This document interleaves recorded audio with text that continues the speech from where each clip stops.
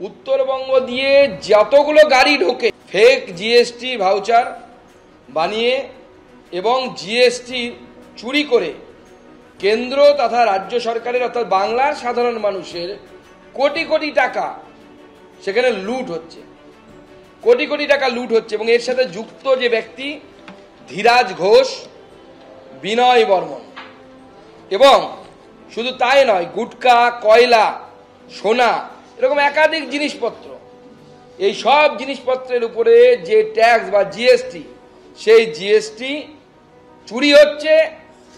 সেই জিএসটি তৃণমূল কংগ্রেসের নেতাদের পকেটে ঢুকে যাচ্ছে। এই একটা দলিল,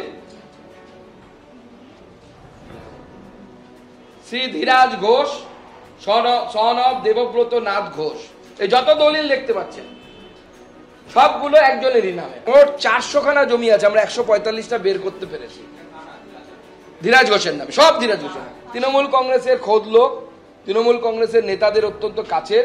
ধীরাজ ঘোষ, যার বিরুদ্ধে অভিযোগ যে তিনি জিএসটি চুরি করছেন, তার স্ত্রী রাজ্য সরকারের জিএসটি অফিসার। তার স্ত্রী, ধীরাজ ঘোষের স্ত্রী, মাটিগাড়াতেই বসে আছেন তিনি রাজ্য সরকারের জিএসটির এসটিও হয়ে, এবং স্ত্রীর সহযোগিতায় পুরো এই জিএসটির কারবারটা চলছে। আলকাতরা থেকে শুরু করে গুটকা পর্যন্ত সব কিছুতে এই ট্যাক্সের চুরি হচ্ছে, এবং এই ট্যাক্স চুরির ভাগ কলকাতার বড় বড় নেতা